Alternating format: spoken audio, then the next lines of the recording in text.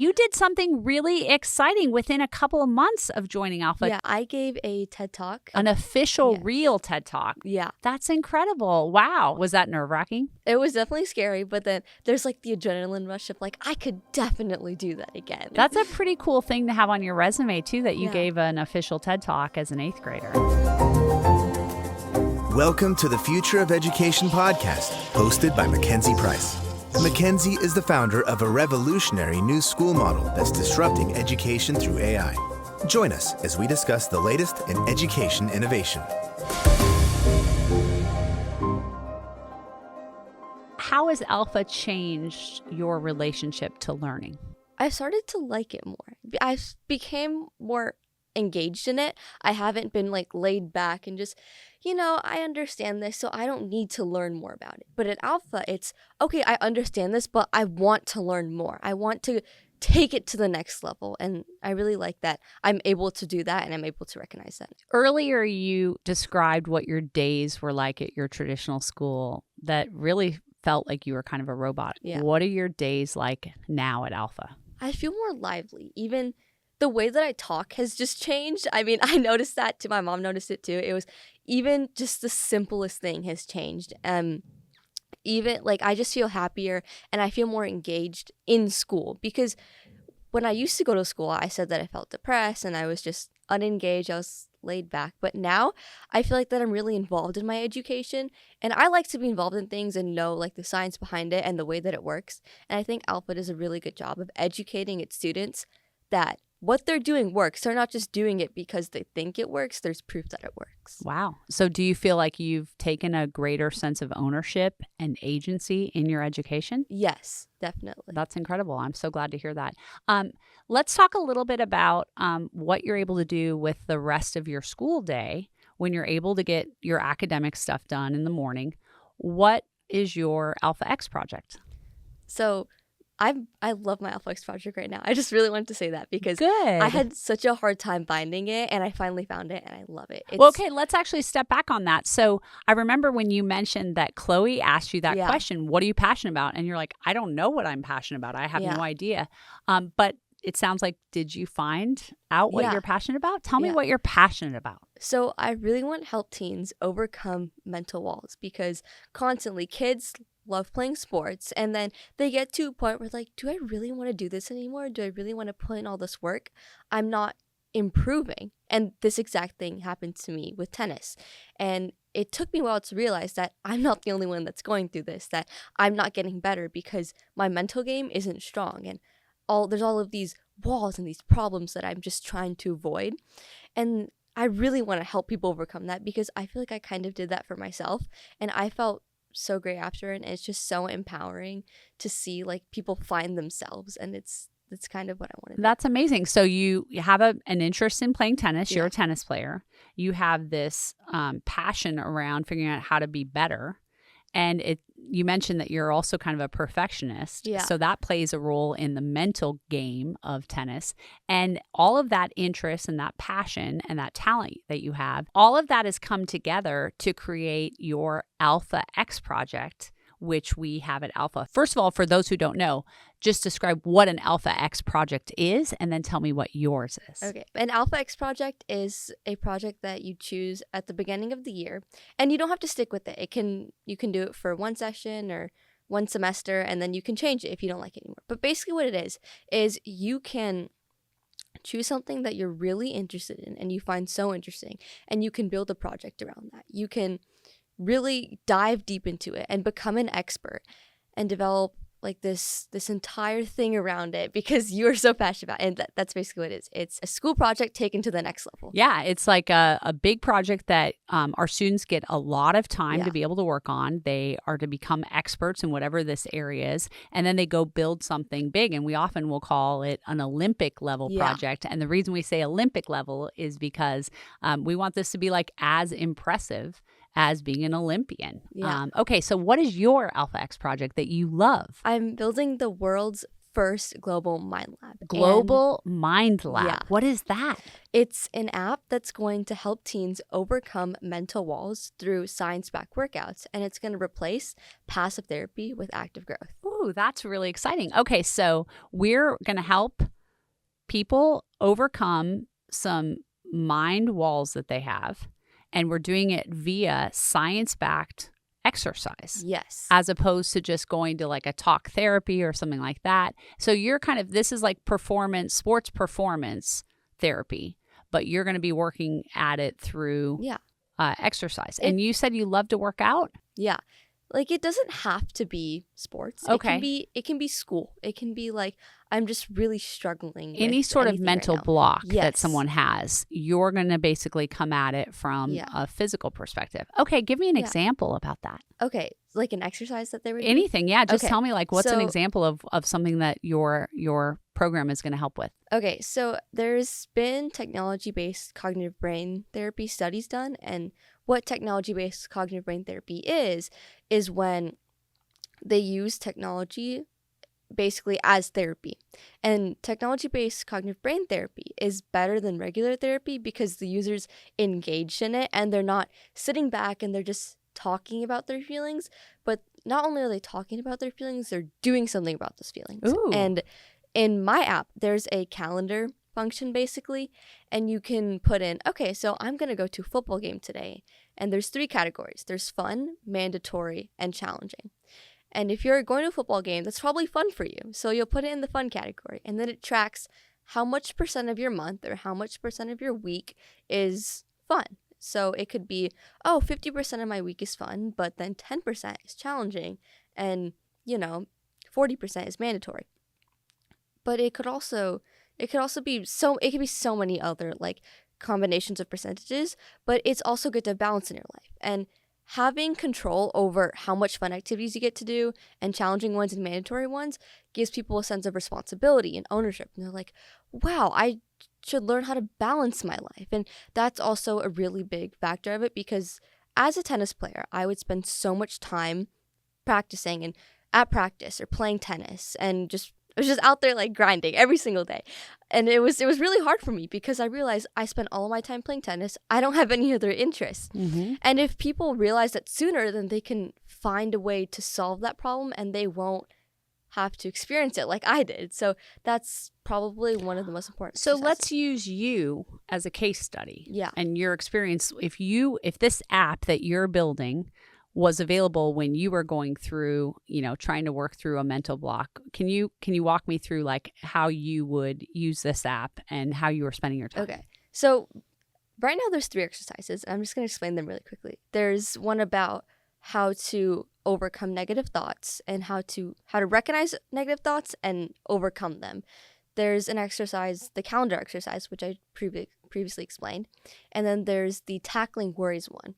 And this one is probably going to be the most beneficial because I'd have a bunch of worries like, I have a tournament this weekend. What am I going to do? What if I suck? What if I don't win? And winning is a big thing for me because I couldn't accept the fact that if I don't win, it's okay. And I don't have to win everything. And the worries exercise is probably really good for me. And what the worries exercise is, I call it tackling worries. And you can press the start exercise button and it opens you to a page you can write down your worries like really quickly. You can open the app and just write down a worry that you have. Okay, so you're like, I'm worried that I'm going to suck at my tennis tournament this weekend. Okay. And then you can set a worry time, which could be Friday afternoon, right before the tournament over the weekend. Okay. And you can go through all of the worries that you've written down and how to solve them. And it's kind of like an AI chatbot, but the AI guides you with questions to help you solve that problem. So not only are you gaining awareness of what you're worrying about the most, you're also learning how to problem solve and make yourself stop worrying. So you're like your own therapist, basically. Interesting. And you don't even know that you're doing that. And even if you're stuck, the AI prompted questions are there to help you. It's like, okay, so why do you think you suck? And then you'd be like, I think I suck because. And you probably think, well, isn't that just going to make them think that they suck more? But then the AI will be like, okay, so what can you do to make yourself feel more confident? And then that's problem solving. They just solved their own problem by saying what would make them more confident.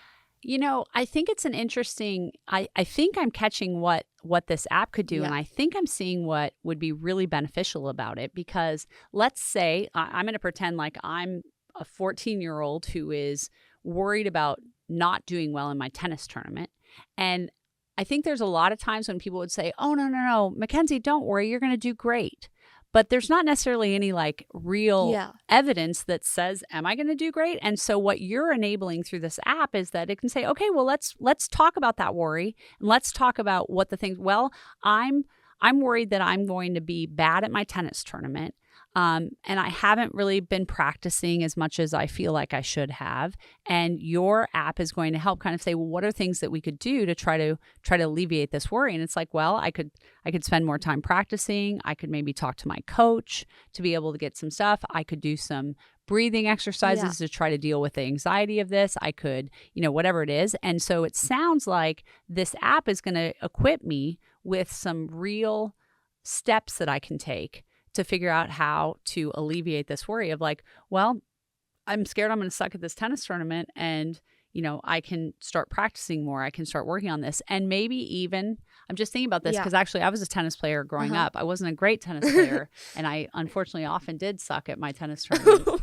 Because I would find when I would be playing tennis, I'd be like, you know what? I'm not doing great. I've got other things I could be doing with my time. Let's get this over with. Anyways, all that to say, I didn't have a great athlete's mindset around this, but it sounds like this would have given me opportunity to say, okay, you know what? I can do some more drills. I can do some more practice that will help me feel more confident that my performance in the tournament could go better. Is that right? Yeah. I love this because it actually, what it sounds like you're doing is you're helping create something where a person could have some agency and control over how to create a different outcome. Yeah, and there's also the how am I going to use this in my life question, which has been asked by millions of teenagers in a classroom every single day. Oh, I was the queen of that. I was the queen of that. You know what I would do, Aheli?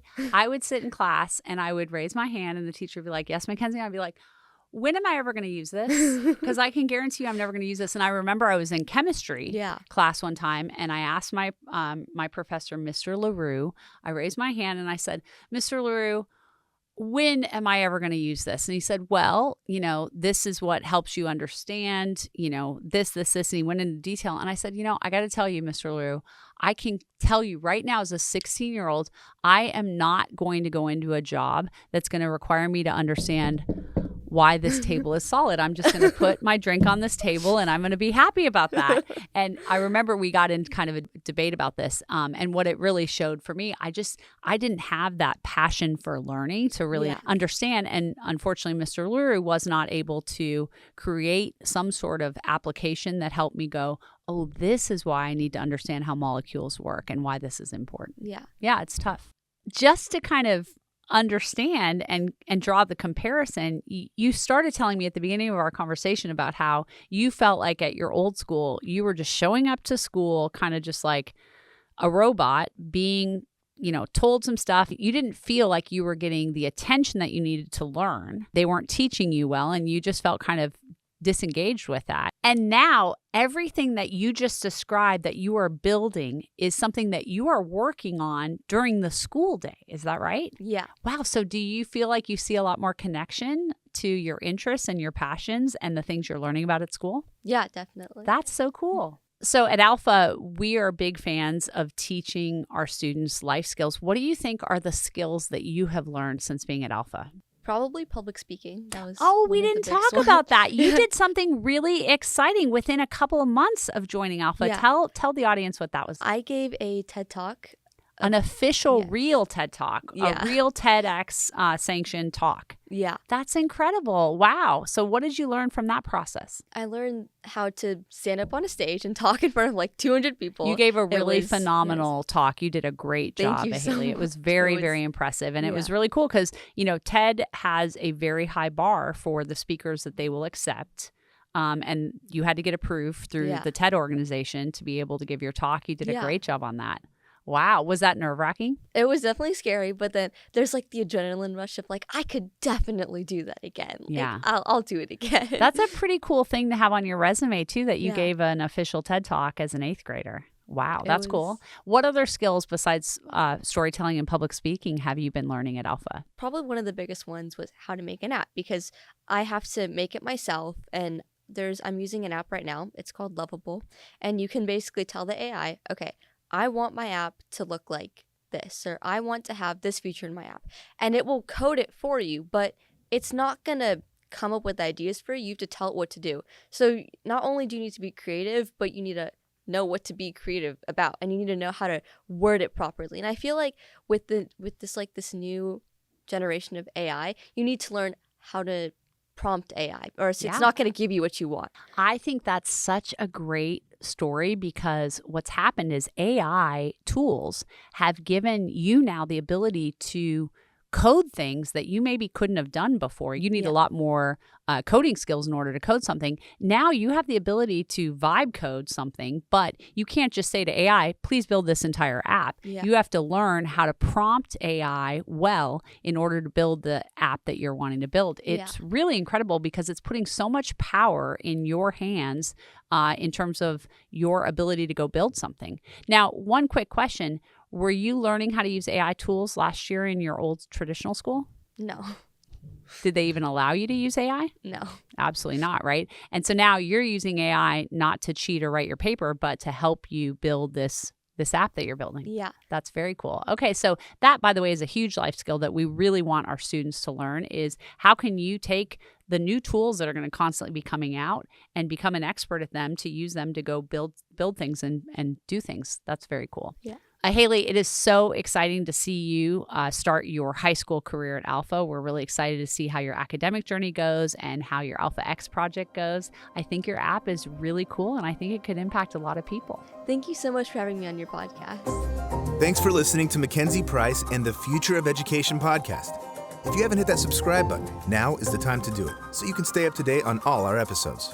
You can connect with Mackenzie on social media and be part of our daily conversation over on Instagram at futureof_education. For more info about the show and our guests, you can always visit futureofeducationpod.com. Lastly, if you're loving what you're learning, please leave a review wherever you listen to podcasts. We'll be back in your feed soon, but until then, remember, kids are limitless, and it's our job to unlock their potential.